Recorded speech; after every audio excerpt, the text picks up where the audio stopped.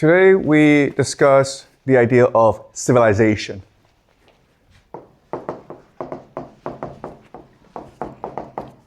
And first I want to present to you the general understanding of how we get civilization. Then I will present to you an alternative. Okay? So the traditional understanding is the Marxist understanding. This is the idea proposed by Karl Marx, and it's the dominant idea. So in the beginning, we were hunter-gatherers. And it sucked to be a hunter-gatherer because you could not find food. And then we discovered agriculture, farming.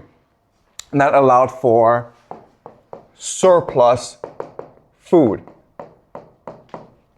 Surplus just means that you have more food than you can eat.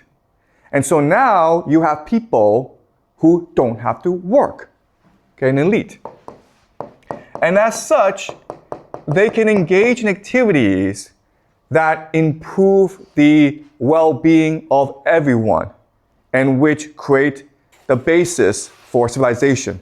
These things include religion, okay, which is just myths and stories, but also arts, dance, music, songs, paintings. And then, of course, you have science and technology.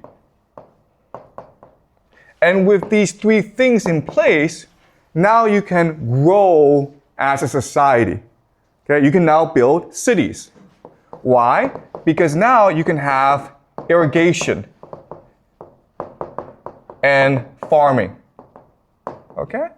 You can now direct the river flow so you can use more farmland. Okay? You can now have a hereditary elite.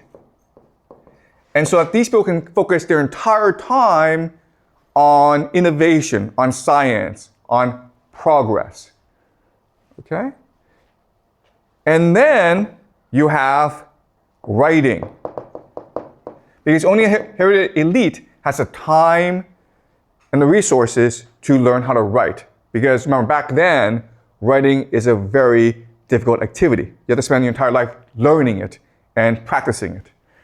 And then you have the idea of money and property. Okay? And together, these four things are what we refer to as civilization.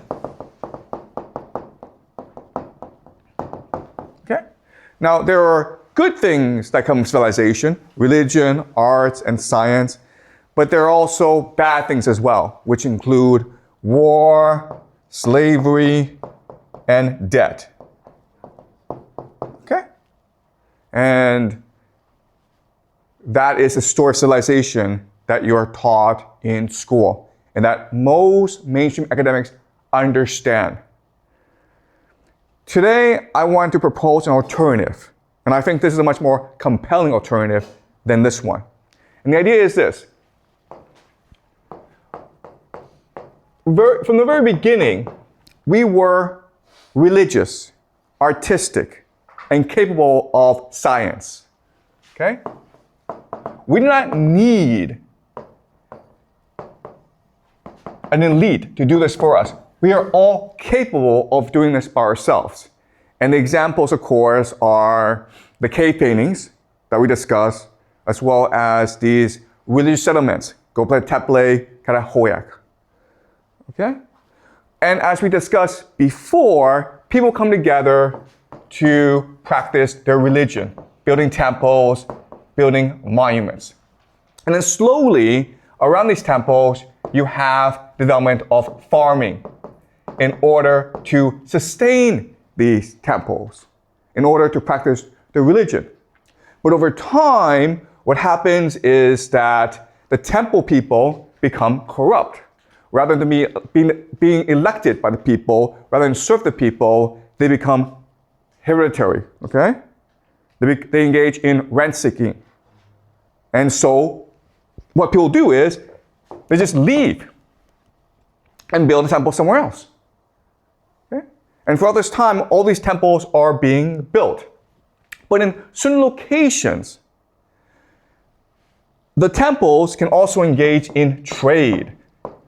Why? Because they're the meeting place of many, many other communities. And as such, their real estate is the most valuable in the world. And so it's hard for people to leave, and the place just grows and grows and grows. And as this civilization grows, the people in charge create something called a temple economy. Okay? And this is just a primitive form of taxation. Basically what happens is that everyone brings food to the temple, and the priests then redistribute the food amongst everyone else. Okay? And that allows for public works projects, like irrigation, mainly irrigation, but also more temples. Okay? And because of this economy, now you need writing. You need to record how much food you have. You have to record who gets what food, the rations. You also need to record trade, right? How much grain you're getting from here, how much cows you're giving to over there, okay? Now you have a writing system, then you have money. But as this civilization develops, a strict hierarchy emerges. And the hierarchy goes against the natural order. Also remember that people at any time can just choose to leave. So how do you make people stay where they are and just follow the natural order? Well, now you have to create mythology. Okay? Which then you encode or write down, so that it seems as though it's coming from the gods themselves. Okay, does that make sense? In other words, civilization did not give us religion, arts, and science. We already had these things. We could at any time in our history do all these things. Civilization is a device meant to gaslight or fool people into believing that a hierarchy is legitimate when it is not legitimate. It is meant to fool people into thinking of that this hierarchical system is divinely ordained. Okay? So that's the argument I will make to you today. Before I continue, are you clear about this framework? This is a traditional framework. This is what you've been taught in school. The problem with this framework is that it assumes that we're all stupid. And if we're all stupid, it's hard to explain how we did the cave paintings, how we built Keblo Tepe, okay? How we did Karahoyak. It assumes all these things. This new understanding is that we're all capable of creativity, but eventually, because of social development, we have these large cities, and now the people in charge need to create civilization in order to justify the hierarchy. Okay? All right. So having said that, let's look at the 4 earliest major civilizations in our history. And they are, of course, Egypt, Mesopotamia, which is modern-day Iraq, the Indus Valley civilization. This is also referred to as the Harappan, okay? Harappan civilization, because their capital is Harappa. And then the last one, of course, is China, right? Now the question then is, why is that these 4 are the early civilizations? And they have 3 unique characteristics, okay? The first is their latitude. They're actually in the same latitude. They're not too hot and they're not too cold, which makes them perfect for agriculture. Okay, that's the first characteristic. Second characteristic is that they are by major rivers, right? So Egypt is, of course, by the Nile. Mesopotamia has been called the Tigris and the Euphrates.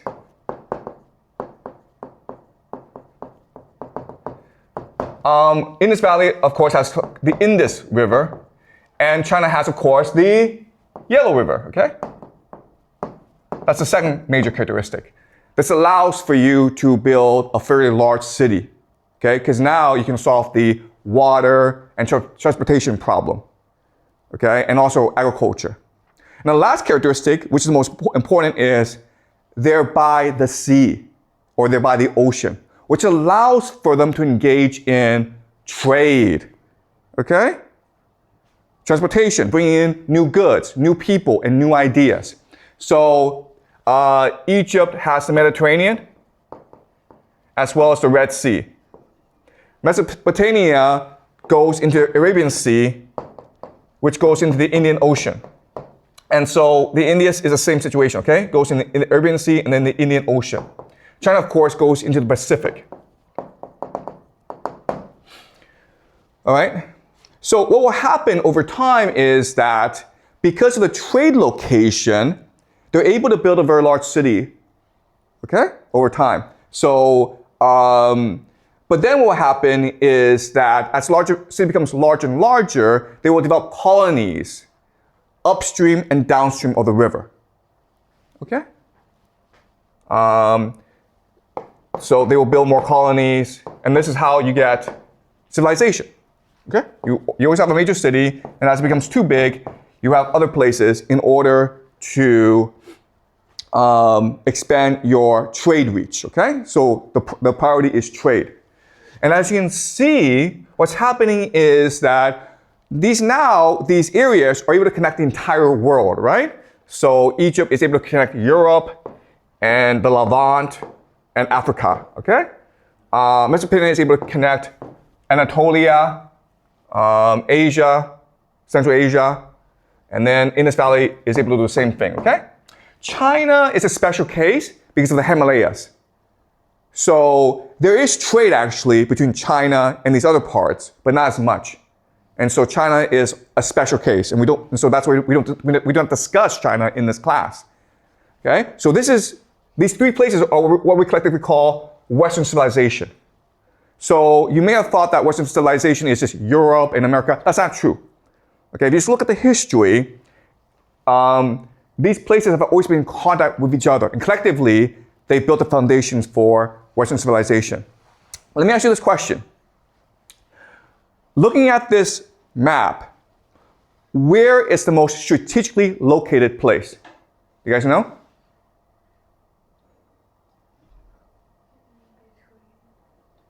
It's here, right? Does that make sense, you guys?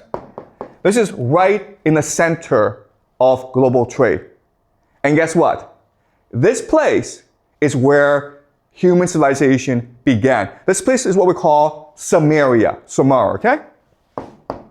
And this is where writing was invented, okay? And this is where a lot of trade happened. Because if you just look at this map, Sumeria is what connects everyone to everyone else, right? If you're in the Indus Valley civilization and you want to get through Egypt, you have to first transport your goods to Sumeria, which then overland takes it to Egypt. Same thing with Egypt, okay? Same thing if you want to reach everywhere else. Does that make sense? That's why Sumeria was the first major civilization, okay? And they invented writing, as well as irrigation, as well as a lot of technology.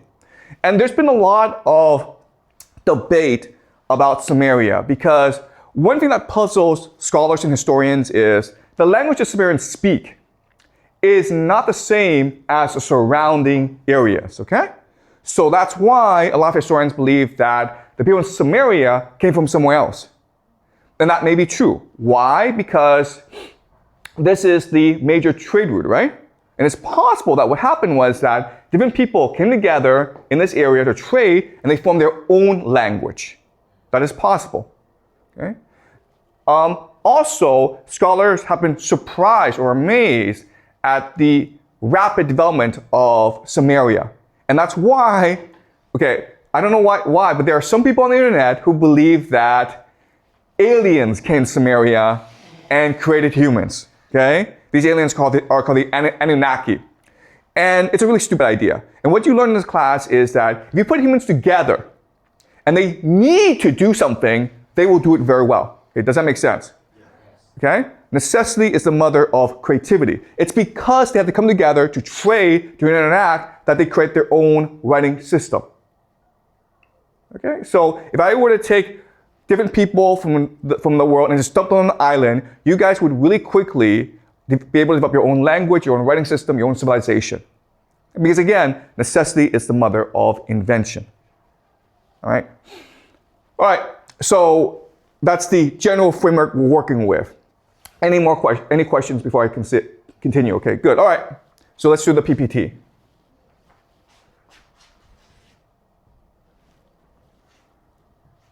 All right.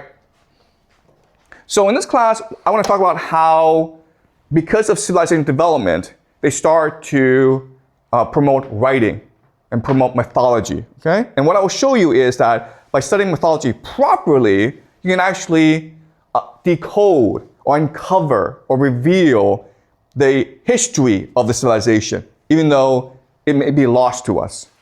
Okay? All right. Let's continue. All right.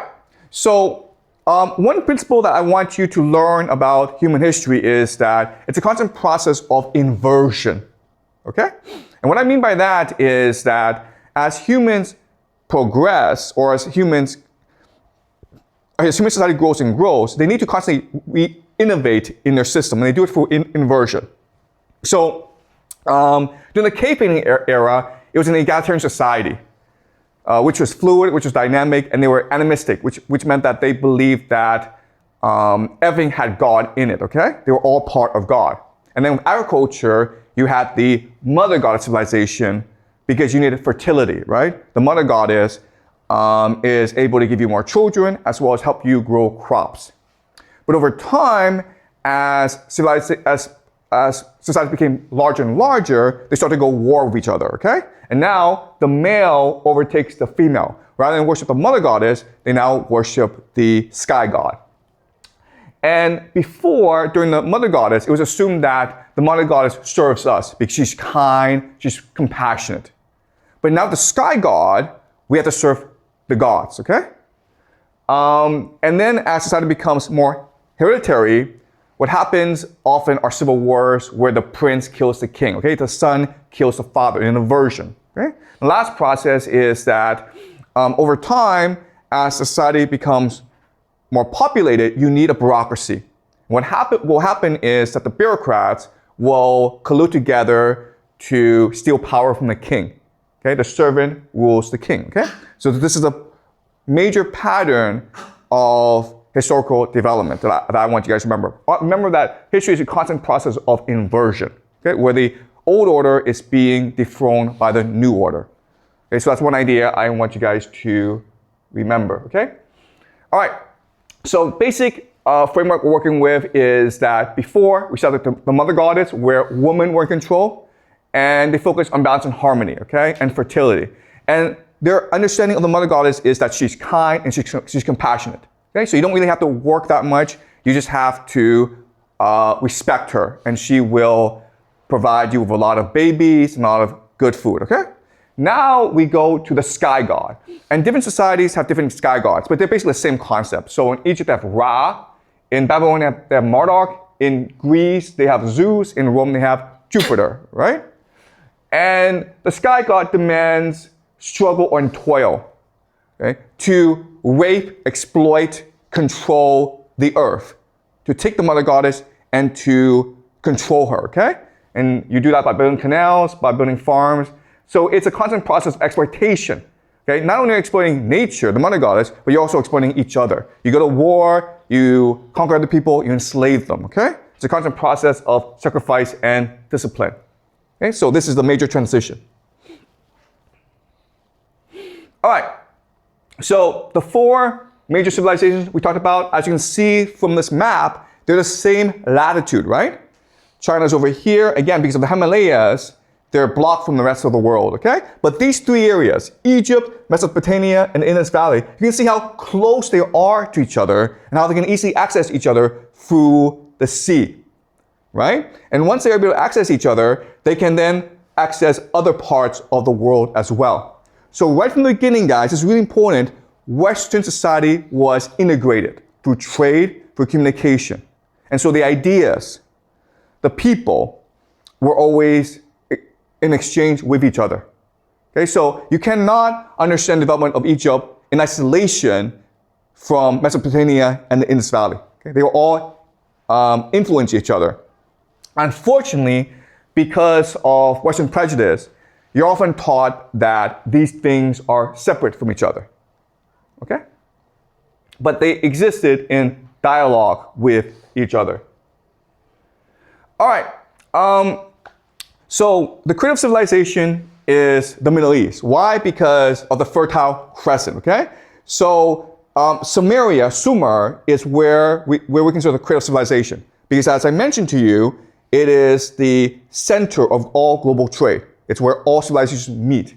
But as you can also see, it's also extremely fertile. Okay, so this has historically been the wealthiest part of the world. Strategically, it's the most important part of the world, and it's still true even today. Okay, that's why you have all these wars in the Middle East.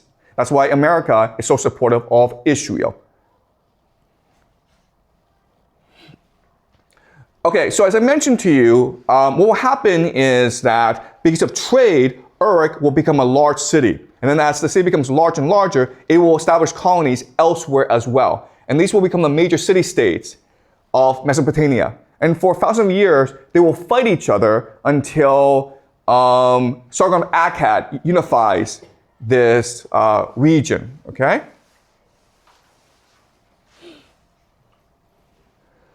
Sumer is impressive. They're known for their canals, they're known for their irrigation. And again, scholars are sort of mesmerized by how they're able to do this. But one thing that you learn in this class is that when humans come together for religious purposes, they're capable of doing amazing stuff. These are zaggurats, they're temples. Okay? And these zaggurats were the center of their civilization. Remember that all cities start off with a temple that then builds out outwards, okay? And these zaggurats are important because they are literally considered the home of their gods. And these places are sacred. So only priests are allowed to go inside it. People can deliver gifts to the gods through the priests. But the people themselves are not allowed to interact with the priests. And that's how the priests are able to keep control over the cities, okay? And the priests themselves are considered servants of the gods. This is cuneiform, okay? This is cuneiform, which is the first writing system ever invented. What's interesting about this is how they did this. So what they did was this. They just took clay from the riverbeds, okay? And then before it hardens, you just take a reed and you write down some marks in the clay. And then what you do is this. You just put it out in the sun and then it hardens, right? And it's there forever. That's why we still have them today, because rock does not decay, okay? And that's why we know more about Sumeria than we know about other places. For most of agricultural history, we celebrate the mother goddess, okay? But then, as I mentioned, over time, as society becomes larger and larger, the men start to take control. And so they inverted the mythology of the mother goddess. Now, the sky god, who is Marduk here, kills the mother goddess to create the world. Okay? A process of inversion. So, to understand this process, we will read the most famous epic from Mesopotamia called the Enuma Elish. Enuma Elish means from up high. So it's the Bible, basically. It's like what God told us. And this is a story of the creation of the world. Okay, so what's really important to understand is that all the stories are written down in stone, okay? And again, guys, they didn't have to do this because everyone was able to memorize the story line for line. And that's what we did historically. So why did they write this in stone? For propaganda purposes, right? It's the same as in today's world, you go see a film. When you see a film, you're mesmerized, you're hypnotized by the beauty of it. And you must think that this film must be the gods speaking themselves. Okay, you don't think about, okay, how did they put this together? Your mind doesn't think like that. Your mind's like, oh my God, this is an image before me, therefore it must be true. Okay, and that's why they wrote stuff down for propaganda purposes. Now, what's interesting is that there's different writing systems around the world. So in Mesopotamia, they had these cave tablets, right? But in Egypt, as you may know, they have papyrus. Okay, papyrus are these plants. They take out the plants and then put them together in the sun. Okay, and then they become like these scrolls that you can write on. And China, of course, had the paper. So what's interesting is that when the need arises for writing, we always find like creative ways to express ourselves in writing. Okay? Papyrus scrolls don't really last that long. That's why we know less about Egypt than we know about Mesopotamia. All right, so the Enuma Elish was written on cave tablets. So let's go over the story, the Enuma Elish. So in the beginning, there are two major gods, Apsu and Tiamat. Apsu means fresh water. Tiamat means salt water. Okay, fresh water, of course, is the river.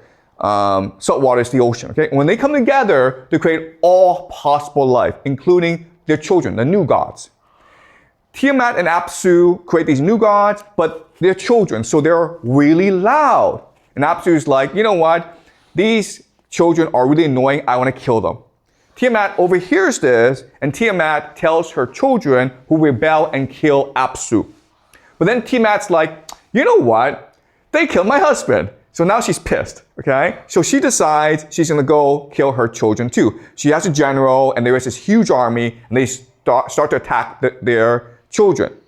These children are thrown aback by Tiamat. So they elect a new champion called Marduk, the thunder god, the sky god, to lead them into battle against Tiamat. And in the final battle, Marduk, who's also called BL, he kills Tiamat, okay? Now what happens afterwards is really interesting because after he kills Tiamat, the mother goddess, he takes her body, and then from her body, he builds the entire world. He builds both the sky and the planet Earth, okay? So let's read some lines. BL rested, serving the corpse, in order to divide the lump by a clever scheme. He split her into two like a dried fish, okay? So he literally cut her like a fish. One half of her he set up and stretched out as the heavens. He built the sky from her body. He stretched the skin and appointed a watch with the instruction not to let her waters escape. He crossed over the heavens, surveyed the celestial parts, and adjusted them to match the Apsu, Numinet's abode. So Apsu was the husband who was killed. Beat measured the shape of the Apsu and set up Ezra, a replica of Escala. In Escala, Ezra, which he had built in the heavens, he settled in the shrines Anu, Enlil, and El, okay? So what's important to understand is this. He's doing this to the mother goddess. Okay? So not only is Marduk proclaiming a new order, but he's also proclaiming new values of struggle, exploitation, toil, right? Before, the mother goddess was a religion of balance and harmony. Don't destroy things. Worship the animals as they're your friends. If you kill them, make sacrifices to them. And now this new religion is, no, destroy the world and make it yours, okay? So this is a civilization that practices irrigation, right? Because irrigation really is about controlling the earth. All right, let's continue. All right, so what happens now is that after Marduk creates the world, he has to establish a bureaucratic order, okay? A hierarchical order. So he says, he fashioned heavenly stations for the great God and set up constellations, the patterns of the stars. He appointed the year, marked off divisions, and set up 3 stars each for the 12 months, okay? So he's basically building a calendar. The idea here is that all these were bureaucratic inventions in Sumeria in order to better govern the people, right? What this myth is doing, the Enuma Elish is doing, is proclaiming that the bureaucratic world is divinely ordained, okay? This didn't come from the priests, it came from the gods. And the priests are just the messengers. All right, let's continue. All right, so now that Marduk has built this world, he's like, you know what? I'm tired and I want a place to rest. So what I'm going to do now is I'm going to build a house, which is my temple, and then I'm going to make slaves in order to serve me. And these slaves are called humans, okay? That's why we were invented, to serve the gods. Before we understood that the gods served us, helped us, or loved us. And now we must become slaves to the gods. Beneath the celestial parts, whose floor I made firm, I will build a house to be my luxurious abode. Within I will establish a shrine, I will found my chamber and establish my kingship. Okay? All right, so now he's going to turn humans into slaves. He conceived the desire to accomplish clever things. He opened his mouth, addressing Eel. He counsels that which he had pondered in his heart. I will bring together blood to form bone. I will bring into being Lula, whose name shall be man. Okay? All right. And the gods, by the way, are called the Anunnaki. Okay? That's why there are conspiracy theorists on the internet who say that we were invented by the Anunnaki. All right. So what Marduk does is that he takes his enemy, Tingu, and then he kills him, and then from his blood, he will create mankind. Okay? They bound him, holding him before Ale. They inflicted the penalty on him and severed his blood vessels. From his blood, he created mankind, on whom he imposed the service of the gods and set the gods free. Okay? Now, what's really interesting for us to remember is that throughout this poem, Marduk has different names, Bel, Eel, okay? And the reason why is that what happens in these epics is they take different traditions and they combine together into one composite story, okay? All right. After the wise Eel had created mankind and had imposed the service of the gods upon them, that task is beyond comprehension, for Nimrod performed the creation with the skill of Marduk. King Marduk divided the gods, or the Anunnaki, okay, the gods, into upper and lower groups. He assigned 300 in the heavens to guard the decrees of Anu and appointed them as a guard. Okay? So now he's going to create this hierarchy. So yes, all humans are slaves, but there's some humans who are better slaves than other humans, okay? And that's what explains the hierarchy. So as you can see, in Enuma Elish, it was written in order to justify the existing power structure. And honestly, this is a concept that's still true today, right? Why do we have schools? Why do we have media? Why do we have entertainment? It's to justify the existing power structure and social order, okay? All right. Now we get towards the end, and this is to establish that Babylon is the divine city. If it's divine, it means you can't leave it. You all want to be here, even though being in Babylon means you're enslavement, okay? Let us make a shrine of great renown. Your chamber will be our resting place, wherein we may repose. Let us erect a shrine to house a pedestal, where we may repose when we finish the work. When Marduk heard this, he beamed as brightly as the light of day. Build Babylon, the task you have sought. Let bricks for it be molded and raise a shrine. The Anunnaki wielded the pick. For 1 year, they made the needed bricks, okay? So Babylon, the capital, is a city made by the gods for the gods. And then humans are there to serve the gods. Okay, so this is the divine order. This is the mandate of heaven. Okay, and as you will see, this is not just true for Mesopotamia, for Babylon, but also true for all major civilizations, including Egypt, okay? So this is a tapestry from Egypt. As you can see, the gods are in control. The gods are the puppet masters. And the kings are just being controlled by the gods, and then humans just do what the gods demand of them, okay? This is just the natural order. This is the mandate of heaven. This is the way that it should be. Okay, now let's talk about the Epic of Gilgamesh. So there are two major literary achievements of Mesopotamia. The first is the Enuma Elish. The second is something called the Epic of Gilgamesh. As you can see, Gilgamesh, he is a giant human. He's a king. He's considered the first king of Uruk, okay? And he's so big that a lion is his pet. Okay?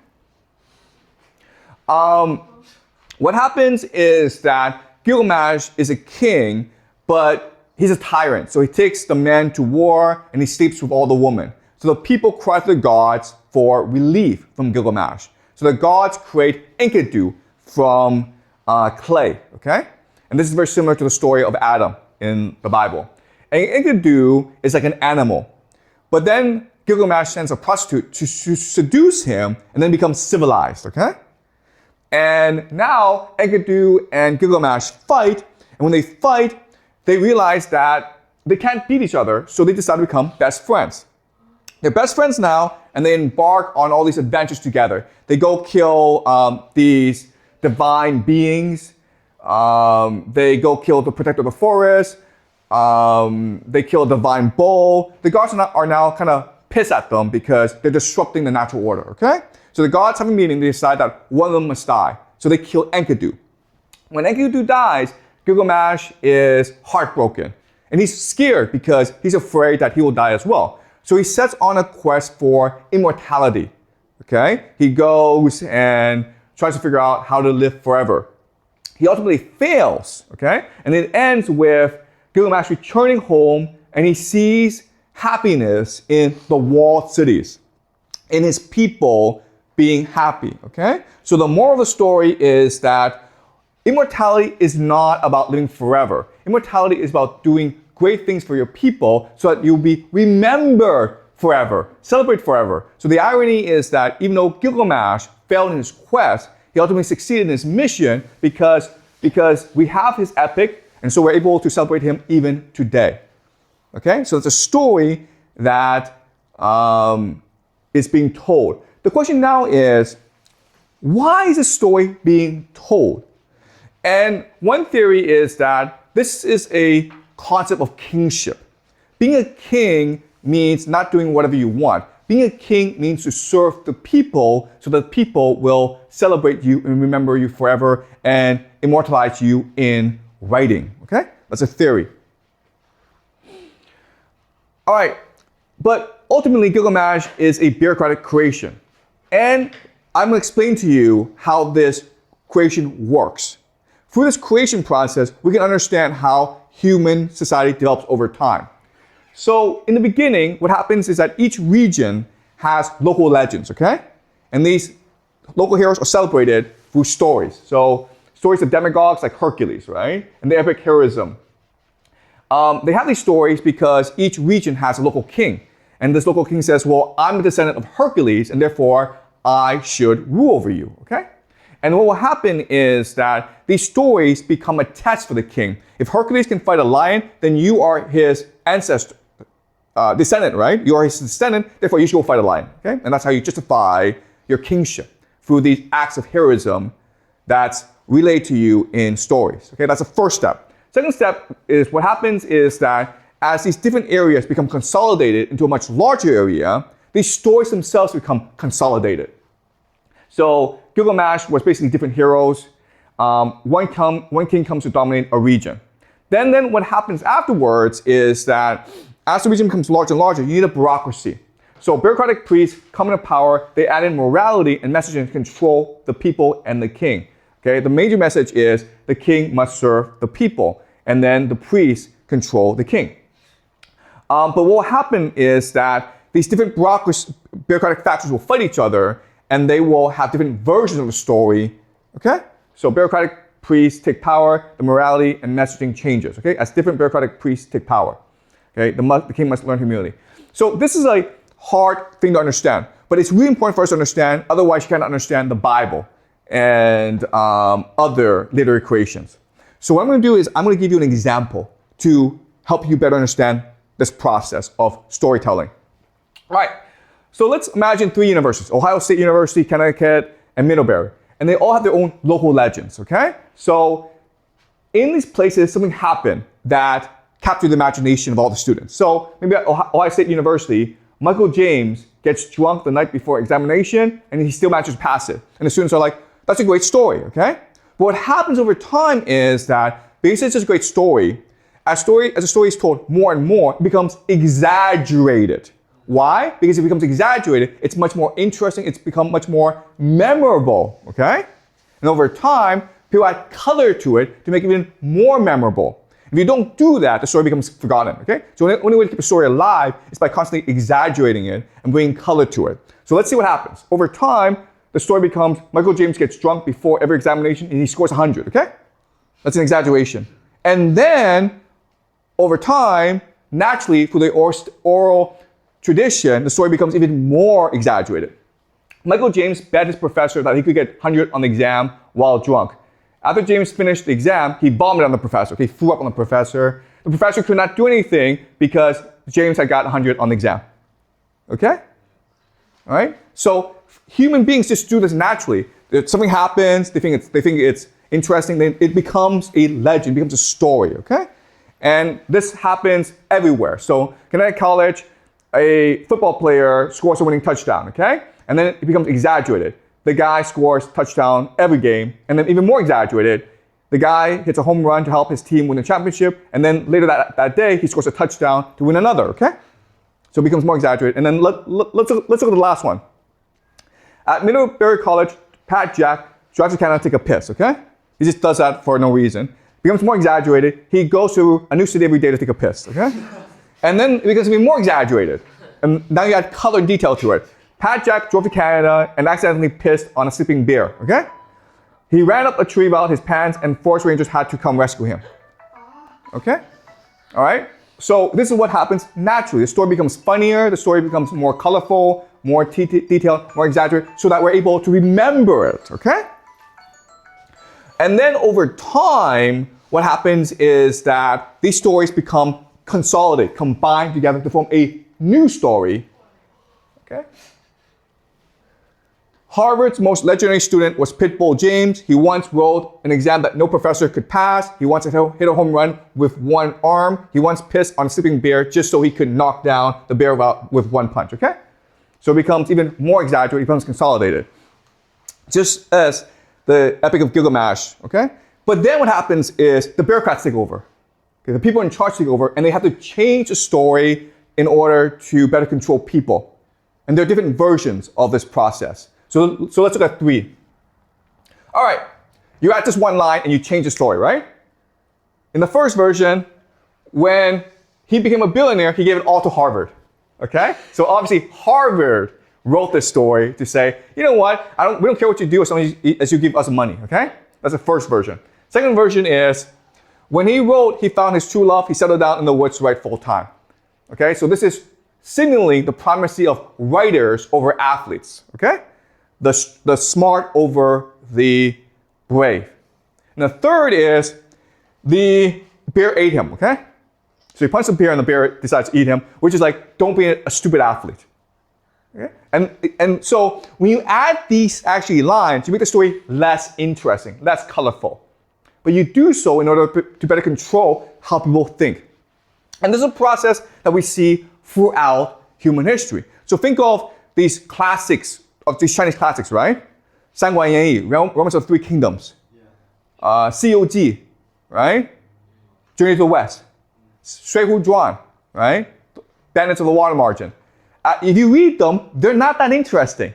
But before, you can imagine that they were interesting. But the bureaucrats took them and changed them into boring stories that they can now teach school children to brainwash them. Okay? Does that make sense? Okay, so that's a process of civilization. All right, so another example is Hesiod's Theogony. And he's talking about Greek mythology, okay? Greek religion. So the process goes like this. At first, Gaia, who's like the mother goddess, and Chaos, they give birth to the gods. Gaia marries one of these gods, Uranus, okay? And they give birth together to 12 titans. But Uranus doesn't really like children, so he beats up his children. So these children, with help from the mother, decides to rebel against Uranus. The youngest son, Cronus, kills Uranus. Okay? Then Uranus marries Rhea, and now Cronus is king, but he's afraid that his children will eventually rebel against him, just like he rebelled against his father. Therefore, he eats all his children. Rhea, the mother, is upset about this, so she decides, I'm going to give birth to Zeus in secret. So she runs off to an island, and she gives birth to him in secret, and he leaves Zeus there to grow up, okay? Eventually, he grows up, and then he goes back to Cronus. He becomes cupbearer to Cronus, and then poisons him, okay? And that's how Zeus becomes the ultimate king. What's really interesting for our purposes is that this myth influences the origin story of major historical figures, okay? So if you look at these major historical figures, you will find that it's a very similar story. So Sargon of Akkad, who founded the Akkadian Empire, Ramses and Remus, who founded Rome, King David, who founded Israel, and Genghis Khan of the Mongols. Okay? They all share this similar origin story. So where do we get this origin story from?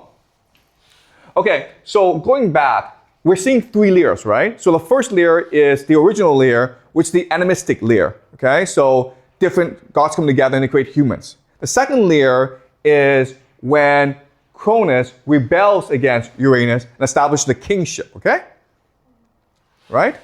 The third layer is this. The third layer is the most interesting. Usually when you're king, you need a general. And what often happens is that the king likes to hire a foreign mercenary to be a general. Why? Because first of all, he's of low birth, right? Therefore, no legitimacy. Second, he's a foreigner, and therefore he doesn't have any political factions behind him. But often what happens is that this foreign mercenary is so talented that he's able to build a political faction to overthrow the king and become king himself, because he's really talented. This is true for Genghis Khan. This is true for King David of Israel. This is true for Sargon of Akkad, okay? So there are lots of historical figures like that. Even in Chinese history, you have quite a few historical figures like this as well. So the founder of the Song Dynasty was this sort of person. The problem, though, is that once he becomes king, he has a legitimacy problem. He's of low birth. He's a foreigner, right? So what do? You create a myth of Zeus, right? That Zeus himself was of low birth and a foreigner, but not really, because he's a secret son of the king, okay? And that's why you have these stories. To legitimize the king. All right, so again, this follows the dynastic cycle, okay? So in the beginning, the high priestess, who represents the mother goddess, she has a consort. And so they establish a hereditary elite. But this hereditary elite makes people unhappy with the system. So then one prince or one of the sons decides, you know what, I'm going to form my own political faction. I'm going to become a warlord. I'm going to overthrow the queen and the king, okay? And so he slays the consort and marries the high priestess, okay, which is following the pattern of the mythology, right? Then what happens is that after the warlord dies, his son relies on a mercenary as general. The mercenary is often a foreigner and of low birth. Mercenary slays the warlord and makes himself king, okay? Okay? Does that make sense? This is a pattern that we see over and over in history, and this explains why the myths are constructed the way they are. Okay, so another way, a metaphor that we can use is think of myths and stories as like house renovation, okay? So when you renovate a house, you're adding different layers to it. Okay, that's literally what's happening. Okay, so we will look at one last story to show you how this writing process works. Remember, they invent writing in order to basically gaslight the people. So even though Sumeria, Mesopotamia, is developing really quickly, as you can see from this map, it's still a very diverse place, okay? They have different forms of industry and economy. So maybe in the green, you have agriculture, but in the red, it's pastoral, meaning you're raising animals, sheep, goats, you're going all over the place, okay? So there are two different types of agriculture. The first form is you are sedentary. You just stay in one place and you grow your food. You grow your crops. You grow your plants. The second is pastoral, where you're going around and you are feeding your sheep and your goats, okay? If you're a king, or if you're a priest, if you're a bureaucrat, do you prefer agricultural people or pastoral people? Obviously agriculture. Why? Because it's easier to control them, okay? So what they do now is they're going to create these mythologies to convince people to give up the free, happy lifestyle of a pastoralist and become an enslaved farmer, okay? All right? And the question is how? Well, this is how. This is called the debate between the sheep and the grain, okay? So the sheep and the grain have this debate and they appear before the gods for judgment. The sheep says, I'm the better one. The grain says, no, I'm the better one, okay? So we have this debate. The sheep says this, and king of the gods, make me descend from the holy place, my most precious place. All the yarns about Otu, the splendor of kingship, belong to me. Second, king of the mountain embosses the king's emblems and puts his implements in order. He twists a giant rope against the great peaks of the rebel land, he the sling, the quiver, and the long bows. The watch over the elite troops is mine. Sustenance of the workers in the field is mine. The water skin of cool water and the sandals are mine. Sweet oil, the fragrance of the gods, mixed oil, pressed oil, aromatic oil, cedar oil for offerings are mine, okay? So I'm the sheep. Look how great I am, okay? I provide clothing for people. I provide sandals. I have oil, which makes people more fragrant. I also provide food for your soldiers. So I'm great. In the gown, my cloth of white wool, the king rejoices on his throne. My clothing is worn by the king himself. Isn't that proof that I'm the greatest? My body glistens on the flesh of the great gods. After purification priests, the incarnation priests, and the bathed priests have dressed themselves in me for my holy lustration. I walk with them to my holy meal. Okay? So the priests, when they make sacrifices, they sacrifice the sheep. The priests are not going to sacrifice grain, they sacrifice sheep, okay? But your hero, plowshare binding, and sharps are tools that can be utterly destroyed. What can you put against me? And answer me what you can reply, okay? So that's the argument from the sheep. The grain says, when the beer dough has been carefully prepared in the oven and the mash tended in the oven, Nikasha mixes them for me while your big bully goats and rams are dispatched for my banquets. On the thick legs they are made to stand separate from my produce. Your shepherd on the high plain eyes my produce endlessly. When I am standing in a furrow in the field, my farmer chases away your herdsman with his cudgel. Even when they look out for you from the open country to the hidden places, your fears are not removed from you. Fang snakes and bandits, the creatures of the desert, want your life on the high plain. Every night your count is made and your tally stick put into ground, so your herdsman can tell people how many eels there are and how many young lambs and how many goats and how many young kids. When gentle winds blow through the city and strong winds scatter, they build a milking pen for you. But when gentle winds blow through the city and strong winds scatter, I stand up as a equal to Iskar. I am grain, I am born for the warrior. I do not give up the churn, the vat on legs, the endowments of shepherding. Make up your properties. What can you put against me? Answer me what you can reply, okay? Well, what grain says is, first of all, you don't need to protect me. I can protect myself. There are no animals that want to eat me. Okay? And I'm bountiful, okay? So I'm independent. You do less work, you get more of me. Okay? That's the argument. And of course, the gods say that grain is better. Even though people who raise sheep and goats, they're stronger, they're more free, they're more independent. But kings don't want that. So they create these stories, these mythologies, in order to brainwash people out of their freedom, out of their independence. Okay? And that's why we have writing. That's why they invented writing. Okay? Does that make sense to you guys? Yes. All right, any questions?